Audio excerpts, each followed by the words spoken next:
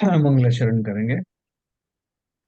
ओम नमः सिद्धेभ्य जय श्री ओम नमः सिद्धेभ्य जय श्री ओम नमः सिद्धेभ्य। मंगलम भगवान वीरो मंगलम गौतमो गणी मंगलम कुंद कुंदाद्यो जैन धर्मोस्तु मंगलम। सर्व मंगल मांगल्यम सर्व कल्याण कारकम प्रधानम सर्वधर्माणां जैनम जयतु शासनम। जैनम जयतु शासनम जैनम जयतु शासनम। नमः समय साराय स्वानुभूत्या चकाशते चित स्वभावाय भावाय सर्वभावांतरच्छिदे। आचार्य कुंद कुंद द्वारा रचित समय सार ग्रंथ का रसास्वादन हम सब ले रहे हैं। अब तक हमने जो गाथाएं पढ़ी उसमें से जो लेटेस्ट जो गाथा थी उसके माध्यम से हमने 20 21 22 जो गाथाएं चली उसके माध्यम से हमने कुछ बात समझी जिसमें हमें थोड़ा सा विरोधाभास जैसा लगा। तो मैं आज उसको क्लियर करूंगा कि वो जो दोनों गाथाएं वो किस रूप में है और उसमें कहीं भ्रमित होने की कहीं कोई आवश्यकता नहीं है। भ्रमित होंगे ही नहीं अगर हम सही ढंग से समझे तो ना। जैसे व्यवहार में हमारा बहुत सारा चलन चलता है और जो व्यवहार को और निश्चय दोनों को जानते हैं वो उस व्यवहार का भली भांति प्रयोग कर पाते हैं। जैसे शादी विवाह में अपन जो किसी को लिफाफा देते हैं ना, तो लिफाफा देते हैं तो वो लिफाफे में कुछ धनराशि भी होती है। तो अभी कोई अगर बच्चा देख रहा हो कि वहाँ आदान प्रदान चल रहा है, एक दूसरे से बात कर रहे हैं कि साहब आपने लिफाफा दिया कि नहीं। दूसरे ने कहा हाँ मैंने लिफाफा दे दिया, आपने दिया कि नहीं। तो वो तो बाहर से भी देखता है कि हाँ लिफाफे का आदान प्रदान हो रहा है। वो इस बात से अनभिज्ञ है कि उसके अंदर में कोई धन आदि का भी विनिमय होता है। तो ठीक उसी प्रकार से जब हम मंदिर में भक्ति आदि करते हैं, कहीं भी भक्ति आदि का भाव करते हैं, तो उसमें दो कैटेगरी के लोग होते हैं। एक तो जो व्यवहार भी नहीं व्यवहाराभासी जो होते हैं, वो ये मान के चलते हैं कि हमने प्रतिमा के सामने खड़े होके कुछ पूजन की लाइनें पढ़ ली, कुछ मंत्र आदि पढ़ लिए तो वो तीर्थंकर की पूजा हो गई। लेकिन कुछ ज्ञानी हैं, वो ज्ञानी भी उन्हीं शब्दों को पढ़ते हैं, लेकिन वो जानते हैं कि इसके माध्यम से मैंने उन्हें मात्र संबोधित किया है। कि जैसे हम बोलते हैं नीली कमली वाले या ऊपर नीली छतरी वाले, ये सब जो संबोधन है, तो वो ज्ञानी समझता है कि ये संबोधन तो मैं भी कर रहा हूँ, मैं अष्टप्रातिहार्य की बात भी कर रहा हूँ, मैं उनके बाह्य गुणों की विभूतियों की चर्चा भी कर रहा हूँ, लेकिन वास्तव में मैं उनके गुणों की जो है पूजन कर रहा हूँ। क्योंकि इसी वेश का धारी अगर कोई मुझे मिल जाए जिसमें ये गुण नहीं है, तो मेरा उसके लिए नमन नहीं है। मेरा नमन तो उन गुणों के धारी को है जो जिसके लक्षण इस रूप में परिलक्षित होते हैं। तो इसलिए ये दो गाथाएं जो अपन ने पढ़ी, उस गाथा में उन्होंने एक गाथा में तो लिखा कि व्यवहार से तीर्थंकर के शरीर आदि की या उसके अष्टप्रतिहार की जो समीक्षा की जाती है, जो स्तुति की जाती है, वो वास्तव में उस तीर्थंकर की ही होती है। ये किसके ऊपर लागू होता है? जो वास्तव में उसको समझता है, उस नहीं तो व्यवहार सर, को भी हाँ। सर जो व्यावहाराभासी भी है, हाँ। जो तीर्थंकर के गुणों का गान कर रहा है, वो भी तो ये समझ रहा है कि ये तीर्थंकर है, ये गुणों के धारी है। हाँ नहीं, देखो वो समझ रहा है, ये तो ऊपर ऊपर से समझ रहा है। और वो क्या सोच रहा है कि मैंने अगर इनके इन प्रातिहार का जो है स्तुति कर ली, या उनके ये जन्म कल्याणक ईश्वर की मैंने अर्घ चढ़ा दिया, तो मुझे वही फल मिलेगा जैसा कि साक्षात तीर्थंकर को करने से होता है। उसमें कोई भेद नहीं समझता।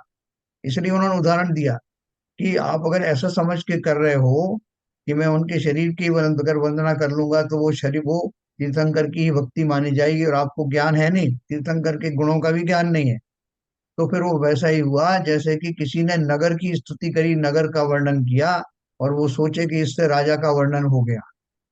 अपन अगली गाथा पढ़ी थी ना कि कोई नगर का बहुत सुंदर वर्णन करे कि इतना सुंदर नगर है, इतने परिकोट हैं इसके, इस तरह के हैं, ऐसे इसके वो मार्ग हैं। और वो ये सोचे कि ये मैंने नगर का वर्णन कर दिया तो राजा का भी वर्णन हो गया।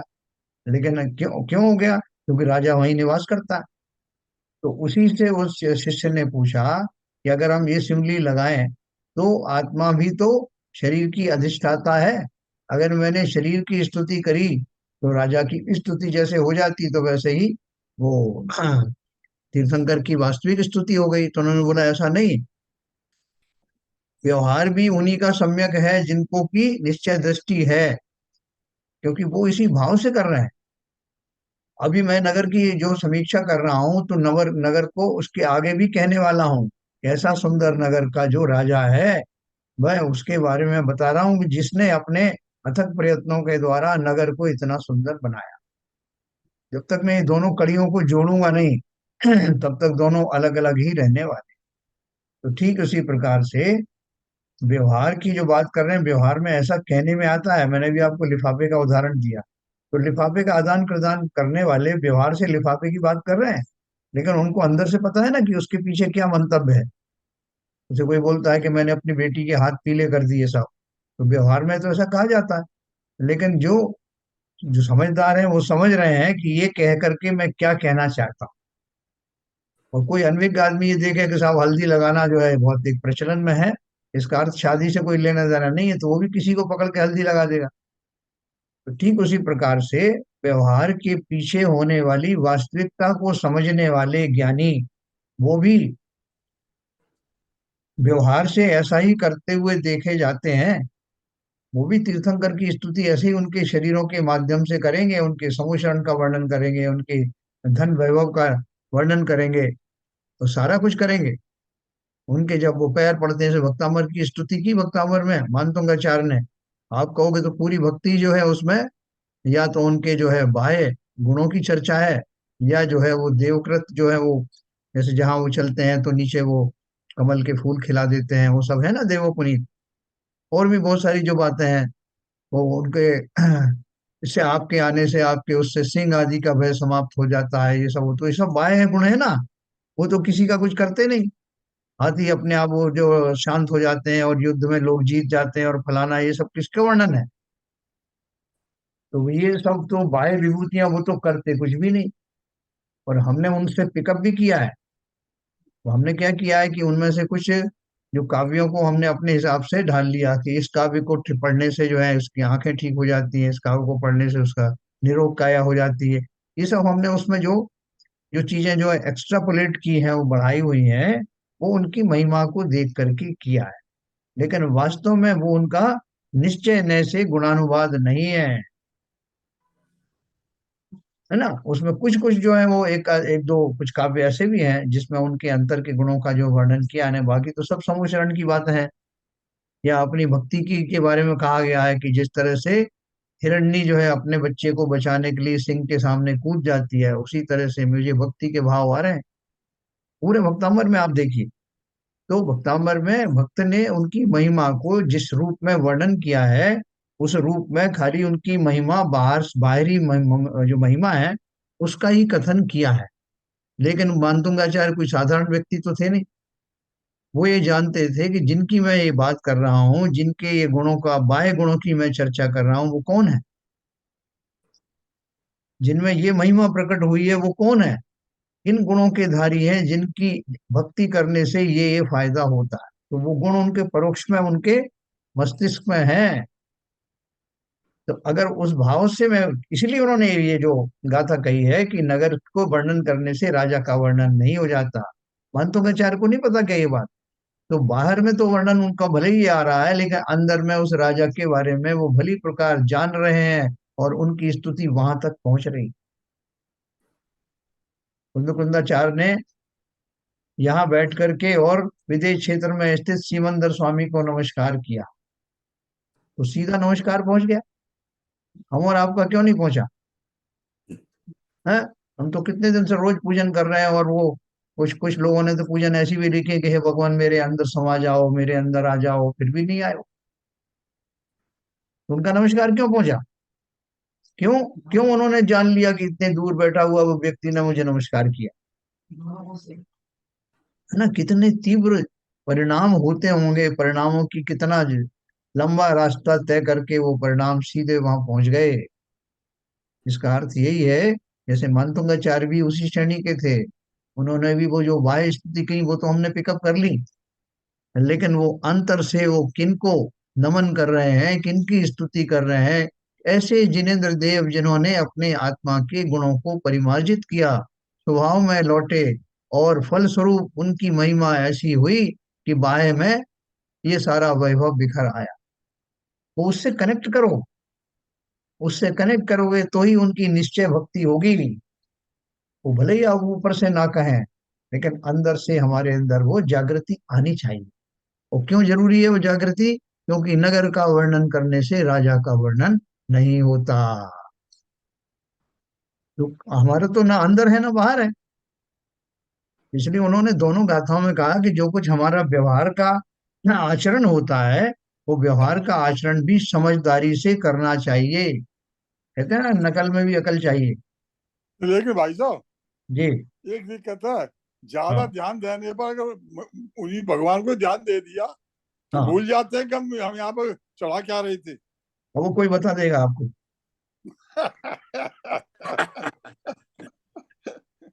कोई ना कोई आपको कह देगा, और आप मन ही मन बहुत खुश होगा नहीं, कि देखो ये। आप देखिए, पूजा करते समय ये ध्यान ज्यादा रखना पड़ता है। हाँ। जब अक्षत है, अक्षत के बाद में पुष्पी नंबर आएगा, तो उसके हाँ, बाद में नैवेद्य, इसका ध्यान ज्यादा रखना पड़ता है, बजाय हाँ, इसके कि हमें पूजा किसकी करनी है और किसकी हम पूजा कर रहे हैं। वो देखो, आप मेरे को सही कहा। जब अपन सामूहिक पूजन करते हैं ना, तो इसमें ये खतरा बना रहता है कि कोई ना कोई आपको कहेगा, अरे तुम कैसे भुलक्कड़ आदमी हो, कौन सा अर्घ चढ़ाना था और क्या चढ़ा रहे हो। सही कह रहे, सही कह तो रहे। उनके प्रेशर में आकर के मुझे जागरूक रहना पड़ता है। हाँ, ये कह देगा वरना कि भाई तो। इतने दिनों से पूजा कर रहा है, यही तमीज नहीं है कि क्या हाँ, क्या बोल रहा है, क्या चढ़ा रहा है। हाँ, हाँ, और वो एकदम मुंह पे ताव देगा, देखो मैंने बता दिया, नहीं तुमको पूजा करना भी नहीं आता। हाँ, सही है। तो और जब भी आप एकांत में करो पूजन, अगर इधर का अर्घ उधर चढ़ गया अर्घ, तो आपको कुछ नहीं लगेगा, ठीक है कोई बात नहीं। क्योंकि ये वहां जो है पब्लिक प्रेजेंस की जरूरत है, इसलिए वहां पर अपन बहुत सावधान रहते हैं। सही तभी बात लोग है। बहुत से जो एकांत में पूजन करते हैं ना, वो एकांत में पूजन करने का अलग महत्व है। कि वहां तो जिनेंद्र देव से वन टू वन बात होती है, वहां किसी फॉर्मेलिटी की जरूरत नहीं होती। कई बार अर्घ भी नहीं चढ़ता, कई बार दो बार अर्घ चढ़ गया तो क्या हो बहुत बढ़िया। गया। तो ये जो गाथाएं जो उन्होंने लिखी हैं, उसका मर्म समझना। व्यवहारने से, व्यवहारने के भी दो तरह के लोग मैंने आपको बताया। एक तो वो कोरा व्यवहार है, जिसमें कि उन्हें कोई मतलब नहीं कि भगवान के क्या गुण होते हैं और क्यों होते हैं और अर्घ चढ़ाने से क्या हो जाए, कोई मतलब नहीं। वो खाली जो है उनके बाह्य गुणों की विभूतियों को, वो भी पूजन में जो लिखा है उनको पढ़ करके बिना अर्थ समझे, उनका भी अर्थ नहीं समझेंगे। ये समुचरण की जो चर्चा हो रही है, वो समुचरण क्या है साहब, समुचरण कहाँ जाता है, कितना जाता है, क्या प्रत्यार क्या होते हैं, नहीं पता। पूजन में जो है वो पढ़ करके चले गए, उनसे पूछोगे इस लाइन का अर्थ क्या है साहब, नहीं पता। तो वो तो बिल्कुल व्यवहार भी नहीं है। लेकिन जो ये समझते हैं कि इन अर्घों की तो बल्कि तीन कैटेगरी आप बना सकते हैं। एक तो जो मैंने बताया कि जिन्होंने शब्दों का अर्थ ही नहीं समझा, दूसरों ने अर्थ तो समझा, लेकिन ये समझा कि इन अर्थ में समुचरण वगैरह के कहने से या भगवान की बाह्य विभूतियों को कहने से मुझे किंचित पुण्य का लाभ हो जाएगा, बस यही मुझे चाहिए। तीसरी कैटेगरी के वो ज्ञानी हैं, जो वो वही पूजन भी पढ़ रहे हैं, उन पूजन में जो उनकी बाह्य स्तुतियां वो भी कर रहे हैं, लेकिन उसके पीछे उनको भेद करके उनकी दृष्टि उनके गुणों तक जाती है। तो वो वास्तव में, क्योंकि अपन ने ये पढ़ा था कि निश्चय सम्यक दर्शन के धारी ही वास्तव में व्यवहार सम्यक दर्शन के धारी होते हैं।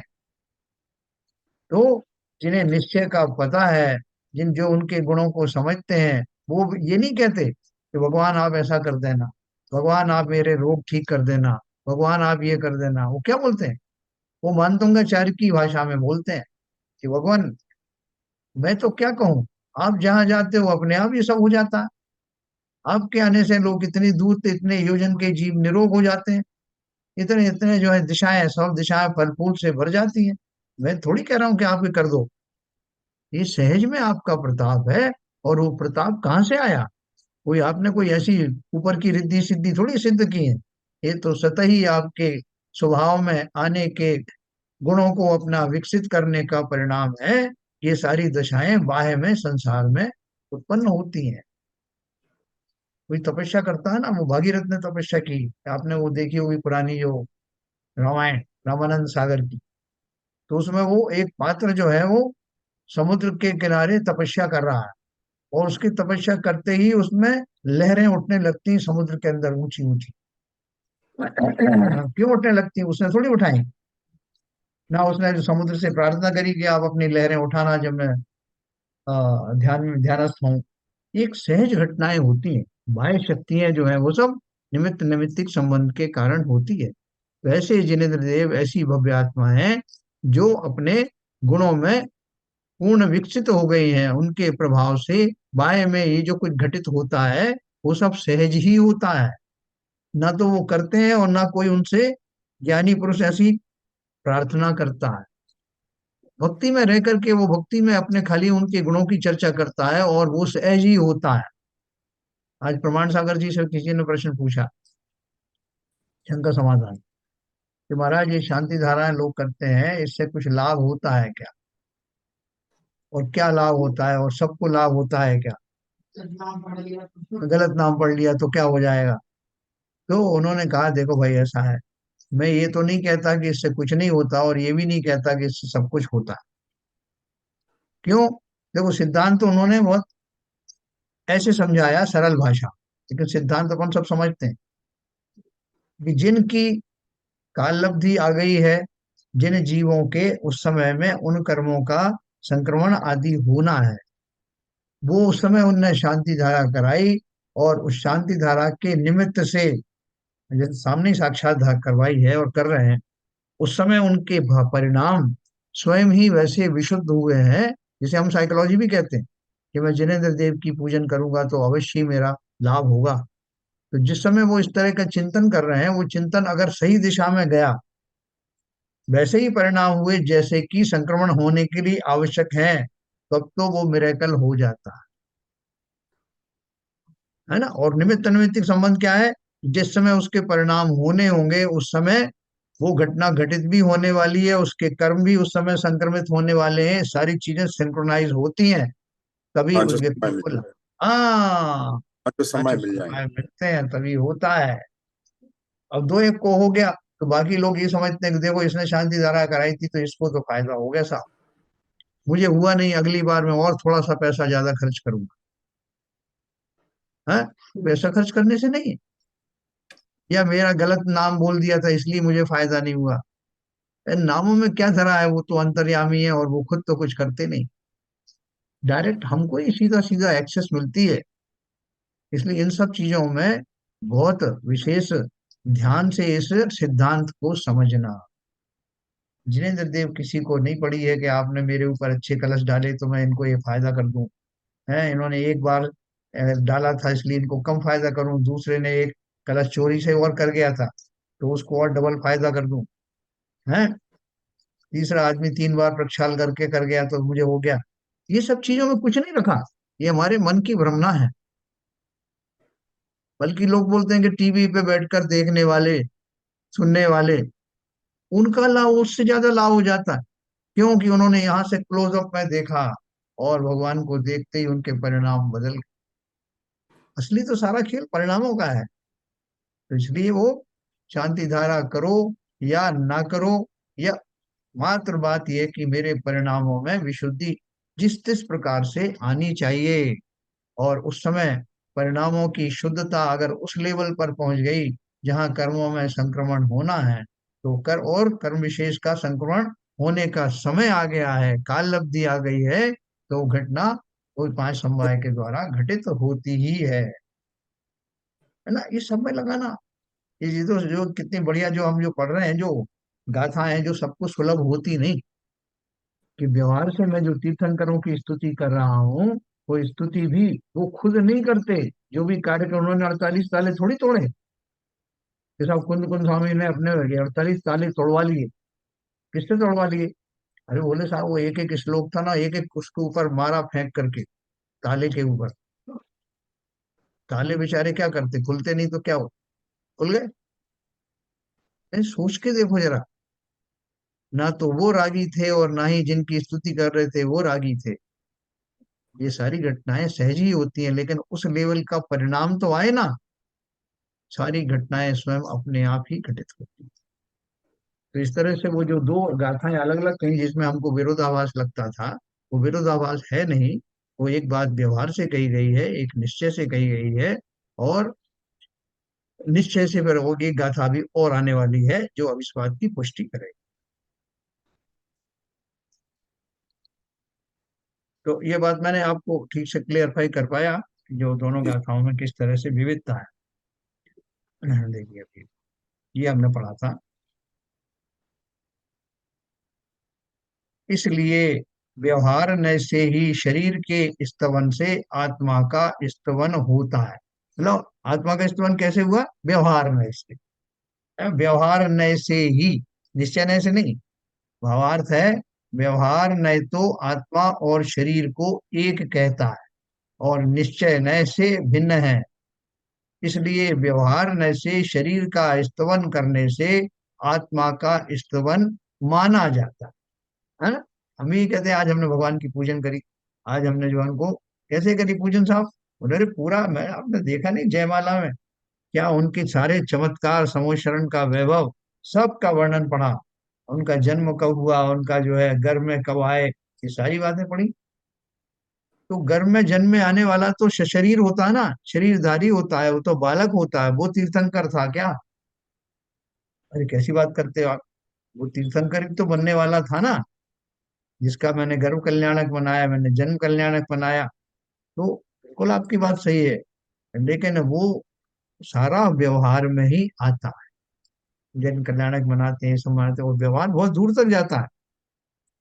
तो लेकिन हमें समझना पड़ेगा कि जहाँ व्यवहार समाप्त होता है वहां से निश्चय शुरू होता है। व्यवहार नहीं तो आत्मा और शरीर को एक कहता है। हे अष्टप्रातिहार्यधारी, हे भामंडल धारी, हे तीन छत्र वाले, ये सब मैं जो बात करता हूँ, ये व्यवहार ने से उस शरीर की चर्चा करता हूँ जिस शरीरधारी ने अपनी आत्मा में उन गुणों को विकसित किया। निश्चय नय से भिन्न है, इसलिए व्यवहार नय से शरीर का स्तवन करने से आत्मा का स्तवन मान लिया जाता है। हाँ, ये मैंने 28 नंबर पढ़ा था। ये तो उन्होंने सूत्र बताया था, और इसके बाद में जो मेन गाथा थी वो अपन ने पढ़ी थी। तो मेन गाथा 28 नंबर की, उसका जो है ये गाथा का अर्थ अपन ने पढ़ा था। जीव से भिन्न इस पुद्गल में देह की स्तुति करके साधु ऐसा मानते हैं कि मैंने केवली भगवान की स्तुति की और वंदना की। साधु नकली साधु की बात नहीं, असली साधु। तो वो क्यों मानते हैं? क्योंकि उन्हें ज्ञान है। जैसे मैंने आपको लिफाफा का उदाहरण दिया कि उन्होंने साहब जाकर लिफाफा भेंट किया, तो लिफाफे के पीछे क्या देना है वो जानते हैं ना। इसी तरह ये लिफाफा है, उनके शरीर की स्तुति करने से करते समय उन साधु पुरुषों को ज्ञान है कि जो इस इन विभूतियों के धारी हैं, मैं उन आत्मा के विकसित हुए गुणों को नमन कर रहा हूं। बहुत अच्छे से जानते हो, लेकिन हम ना जाने तो हमारा कसूर है। तो इस तरह से उन्होंने, जो हाजी अपन ने कल उसका उधर उत्तर भी पढ़ा था, ये पढ़ा था यो, कि अगर किसी का रक्त जो है वो श्वेत हो गया, तो वो श्वेत उनका जो आपको सब मिलेगा उसमें। भगवान का जो है वो इतने लक्षण के धारी हैं, उनके केवल ज्ञान के इतने अतिशय होते हैं, जन्म के इतने अतिशय होते हैं। वो सारे जो है हमको समझाने के लिए हैं कि उन गुणों के विकसित होने पर ये प्रकट होते हैं। जिस तरह से रुक्मणी के पुत्र थे ना प्रद्युम्न कुमार, तो प्रद्युम्न कुमार जो है उनको बचपन से ही एक विद्याधर ने हरण कर लिया था, और बाद में जो है उनको एक अवधि ज्ञानी मुनिराज ने बताया रुक्मणी को कि तुम्हारा बेटा 16 साल की उम्र में ही वापस आएगा। तो रुक्मणी बहुत संवेदनशील जीव थी, वो तो सब जानती थी, लेकिन फिर भी माँ तो माँ ही होती है। तो उन्होंने पूछा कि महाराज जब वो आएगा तो मुझे मुझे कैसे मालूम पड़ेगा कि वो आ रहा है, इतना तो बताओ। तो उन्होंने कुछ लक्षण बताए कि तुम्हारे आंगन में जो एक पेड़ लगा हुआ है, वो पेड़ एकदम से विकसित हो जाएगा और बढ़ जाएगा, और और बहुत सारे लक्षण बताए आसपास को, और क्या क्या घटनाएं घटित होंगी, उससे तुम्हें अंदाजा लग जाएगा कि तुम्हारा बेटा आ रहा। तो वो हुआ था। प्रद्युम्न जो बहुत सारी विद्याओं को लेकर के आए थे, बचपन में विद्याधर ने हरण कर लिया था, लेकिन बाद में वो विद्याएं वहां से सीख करके आए, और उनको पता लगा एक विद्या से कि मेरी माँ मेरा इंतजार कर रही है, और दूसरा ये कि ये बड़ी भक्त है, मुनियों का वह बहुत बहुमान करती है। इसलिए उन्होंने क्षुल्लक का वेश धारण किया, और वो सब उनका सब भोजन वाद ग्रहण करके फिर सब वमन कर दिया। फिर वो कैसे उन्हें बिना घृणा किए उसकी सफाई करी, और कैसे उनको लगा कि ये होना हो मेरा बेटा है, या मेरे बेटे होने का आने का सिग्नल तो हो गया, लेकिन बेटा नहीं दिख रहा। तो फिर भी वो लक्षण, वो पेड़ वोड़ पर जब उनका बड़ा हो गया, सब हो गया, तो उनको लगा कि लक्षण तो पूरे हो गए हैं, बेटा दिखना चाहिए, है ना। तो मैं आपको कथा इसलिए सुना रहा हूँ कि बाह्य लक्षणों से जान करके जो बहुत सारी घटनाओं के बारे में पूर्व अनुमान हो जाता। उसी प्रकार से अगर किसी व्यक्ति का रक्त सफेद है, या उसके बाह्य लक्षण दिखाई दे रहे हैं विभूतियों से भरे हुए, उनके हाथों में, उनके यहाँ छाती में स्पेशल लक्षण होते हैं ना, 1008 लक्षण होते हैं, तो उनसे आपने क्या अंदाज लगाया कि ये जो शरीरधारी है जिसके लक्षण दिखाई दे रहे हैं, इस शरीरधारी के अंदर वो आत्मा वैसी है, उस रूप में है जिसने अपना संपूर्ण गुणों का विकास कर लिया है, अनंत चतुष्टय का धारी बन गया। तो वो जो जिन साधुओं और मुनियों की बात कर रहे हैं, वो उस उनकी दृष्टि उस देह को भेद करके उसमें स्थित उस परम आत्मा की ओर चली जाती है, जिसने उन गुणों को विकसित किया। वो दूध जैसा जो खून है, वो कहने में जरूर आ रहा है, लेकिन ना तो वो चाहते हैं कि मेरा खून वैसा हो जाए, ना ही उन्हें उसकी महिमा आ रही है। उनको तो महिमा आ रही है, जिनको ये सारी विभूतियां बाहर से दिखाई दे रही हैं, उन बाह्य गुणों के धारी उस अंतरात्मा का परिचय उनको हो रहा है, और वन टू वन उन्हीं की प्रशंसा, उन्हीं की पूजन हो रही है। ऐसी दृष्टि अगर हमें मिल जाए तो बारे न्यारे हो जाएं, उन बाह्य महिमाओं को भेद करके अंत गुणों का बहुमान आ जाए।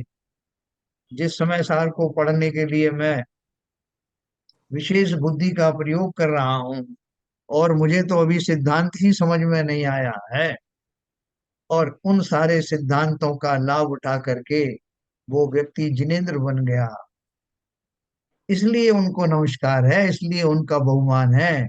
मैं उन्होंने सब कुछ प्राप्त ही कर लिया, कृत्य हो गए, मैं तो अभी अपना सर पटक रहा हूं, इसलिए उनकी पूजन है।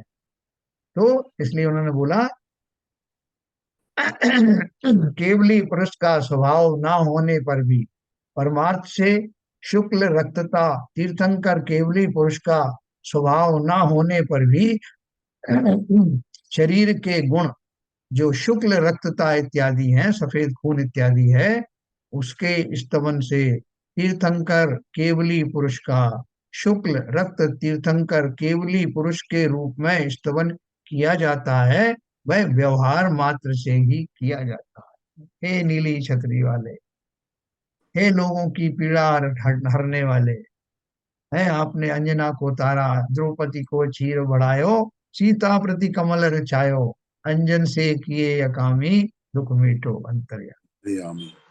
है, तो ये मैंने क्यों कहा इन सब का? वो ये करने आए थे क्या? उनको इसमें इंटरेस्ट था क्या?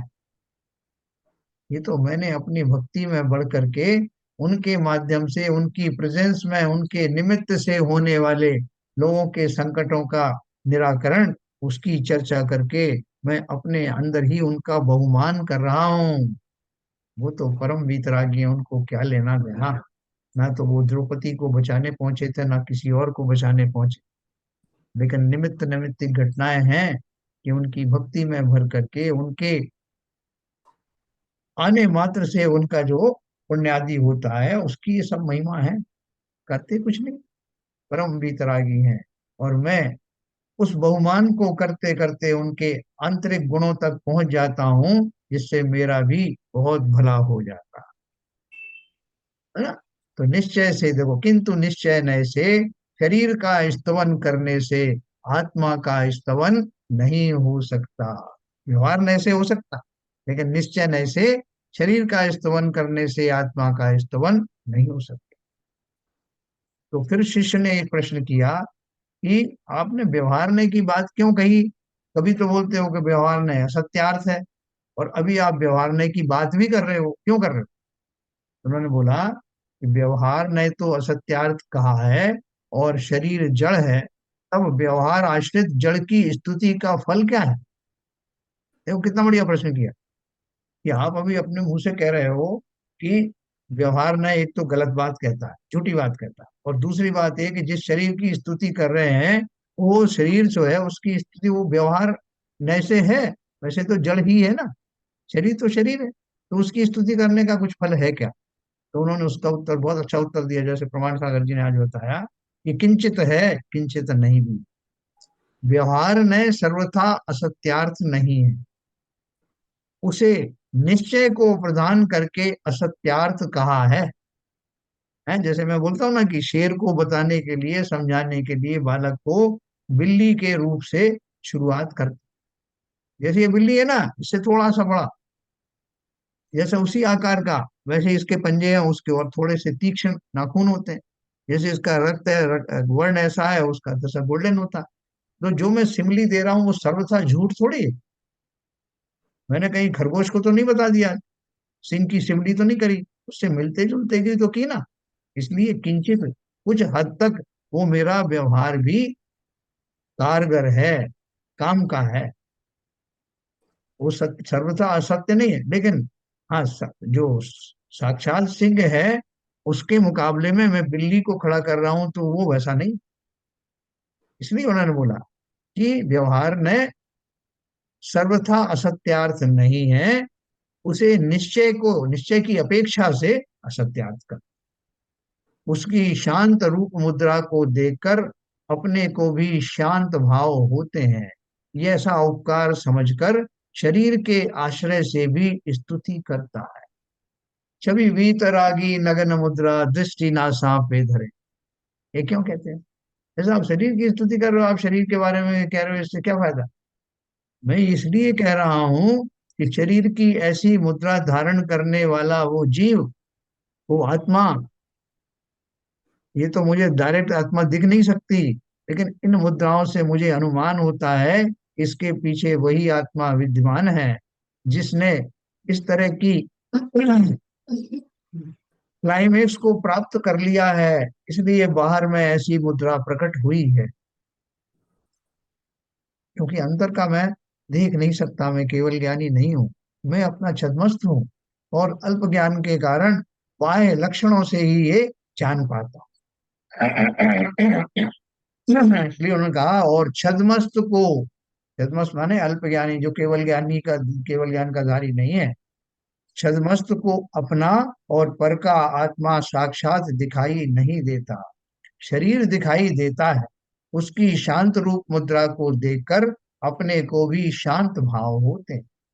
ऐसा उपकार समझकर शरीर के आश्रय से भी स्तुति करता है, तथा शांत मुद्रा को देखकर अंतरंग में वीतराग भाव का निश्चय होता है। यह भी उपकार है ना, कि मैंने आपको पूरी पूरी बात बताई, इसके पीछे फैक्ट क्या है।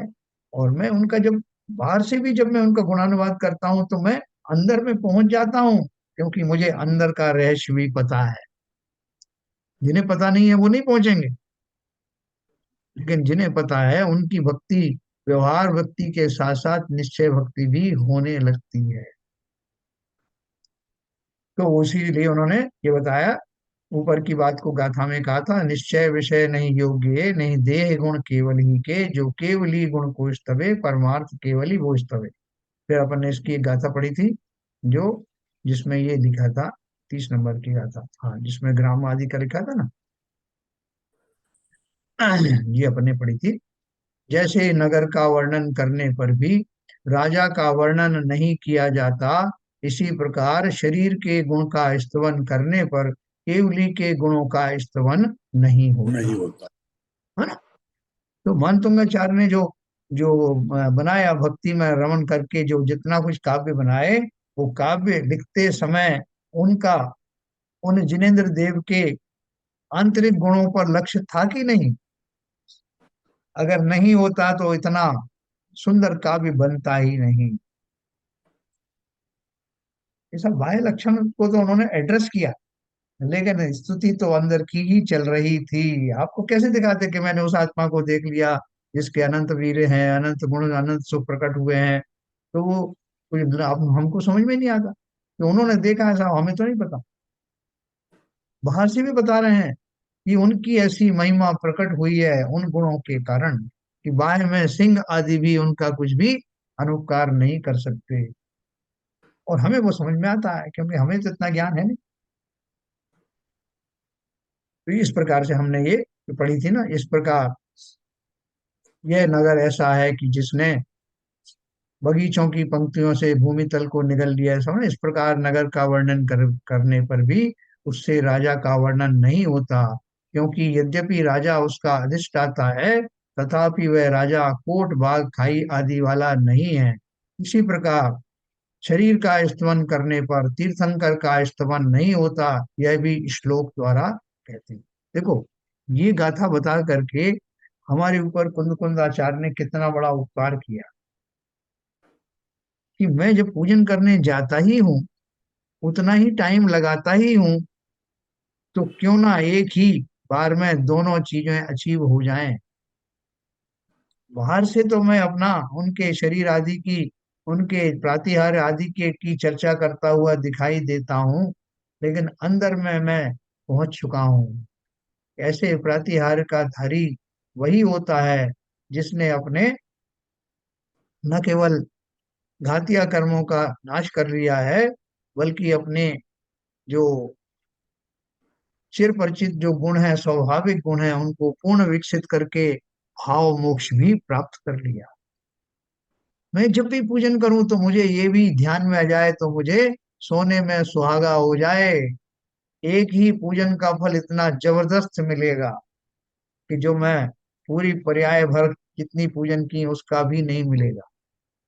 इसलिए गाथा को समझना, और जब भी कभी जिनेंद्र देव की स्तुति वंदना करो तो सीधे वहां पहुंच जाना, जिनकी स्तुति वंदना मैं कर रहा हूं वो अंतर से उनकी क्या दशा है, किस दशा के कारण उनको ये बाह्य महिमाएं प्राप्त हुई हैं, ये सीधे पहुंच जाना तो बहुत लाभ मिलेगा।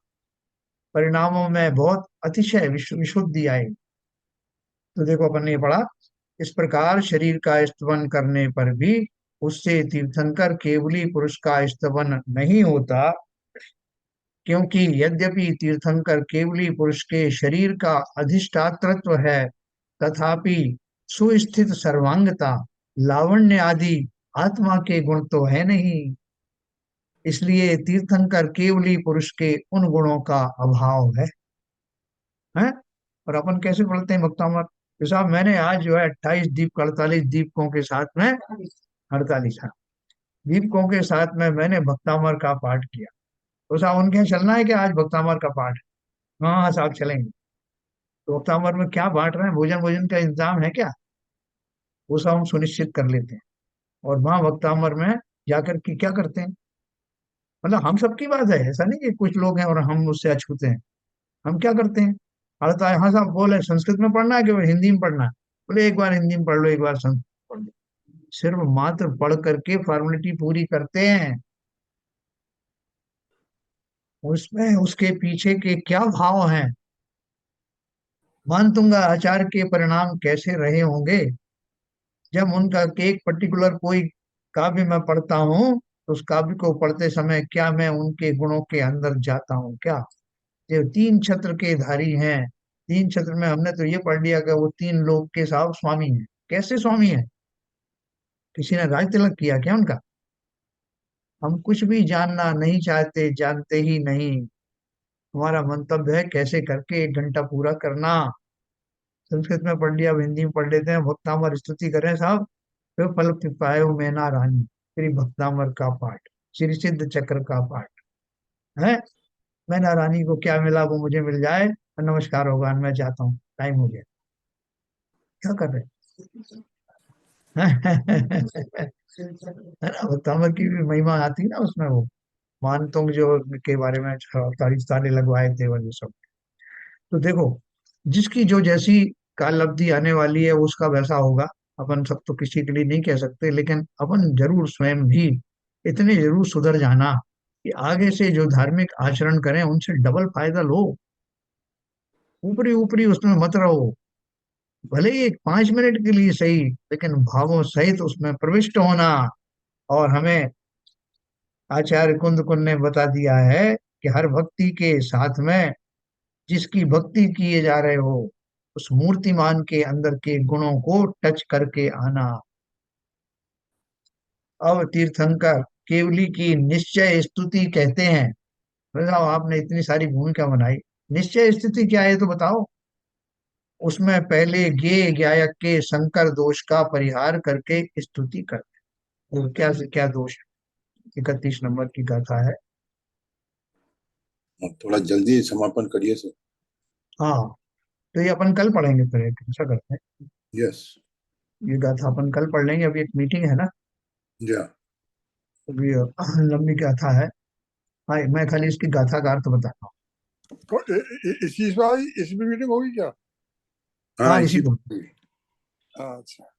अभी आज मीटिंग है, तो उसमें जो जो जिनको सूचना दी गई है, भाऊ जी हैं, मैं हैं, सीबी जैन हैं, और आरपी जैन साहब हैं, तो 4 रहेंगे, बाकी और लोग आ जाएंगे उस पर 9 बजे के बाद में। तो मैं थोड़ा सा इसको, जब तक इस गाथा को, आपको भी हमारे पास टाइम है, 47 हुए हैं, 2047, ये 31वीं गाथा है। क्या हुआ? हाँ। इसका जो हिंदी वाला जो वर्षन है, खाली मैं वो पढ़ता हूँ। कर इंद्रिय जय ज्ञान स्वभाव रु अधिक जाने, आत्म को निश्चय विषय स्थित साधु जन भाषे जितेंद्रिय उन्हीं को। जो इंद्रियों को जीत कर ज्ञान स्वभाव के द्वारा अन्य द्रव्य से अधिक आत्मा को जानते हैं, उन्हें जो निश्चय नय में स्थित साधु हैं, वे वास्तव में जितेंद्रिय कहते हैं। हमारे हम किसी के बारे में जाने तो उसको बोलते हैं, अरे वो बड़े ज्ञानी साहब, उनको बड़ी जानकारी है, उनको मालूम है कि कहाँ कैसे जाना है, कौन सा रूट देना है, कौन कौन सी फ्लाइट वहाँ चलती है, कौन सी ट्रेन चल, बड़े ज्ञानी साहब। तो दूसरे के बारे में बोला, अरे साहब वो तो सड़क पे भी चले हैं, उनको सड़क का ही बहुत ज्ञान है, और उनसे मिलिए। जितने भी आपको ये सब सोकाल्ड ज्ञानी मिलेंगे, भक्ति के मार्ग में भी, धर्म के मार्ग में भी, वो सब इंद्रियों के माध्यम से ही मैक्सिमम जानते हैं। या जिनको इंद्रियों ने को जिन्होंने इंद्रियों को किंचित जीत लिया है, व्रत नियम संयम पालन करते हैं, हम उनकी चर्चा करते हैं। लेकिन बोलते हैं कि जो किसी भी साधु के पुरुषार्थ से परे है, जिन्होंने उन सब इंद्रियों को भरपूर जीत लिया है, पूर्ण रूप से जीत लिया है, उन आत्माओं की स्तुति ही वास्तविक निश्चय स्तुति है। ये अपन कल इसको पढ़ेंगे, बहुत अच्छी गाथाएं हैं। और इनडायरेक्टली आप देखना है कि हमारे अंदर बहुत ट्रांसफॉर्मेशन हो रहा। बाहर से भले ही आपको समझ में नहीं आया, अंदर ही अंदर हम सब बदल रहे हैं, और बड़े पॉजिटिव डायरेक्शन में बदल रहे हैं। तो मैं ये 31 गाथा अपन पढ़ेंगे कल, भली प्रकार से पढ़ेंगे।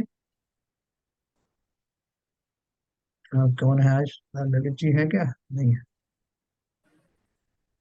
हाँ, चलिए, संजय प्रकाश जी, जिनवाणी स्तुति करें। सर। हे सारे दे माँ, हे सारे दे माँ, अज्ञानता से हमें तारे दे माँ।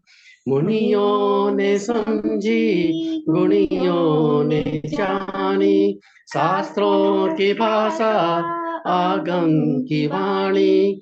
हम भी तो जाने, हम भी तो समझे, विद्या का फल तो हमें माँ तू देना।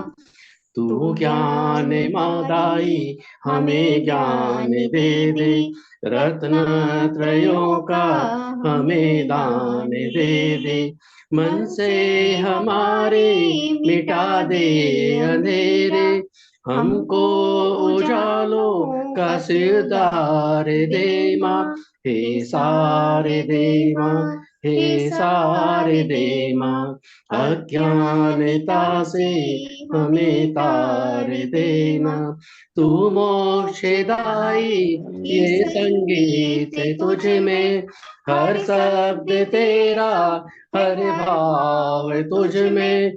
हम हैं अकेले, हम हैं अधूरे, तेरी शरण में हमें तार देना। हे सारे दे माँ, हे सारे दे माँ, अज्ञानता से हमें तार देना। वाणी माता की जय। बढ़िया, बहुत सुंदर।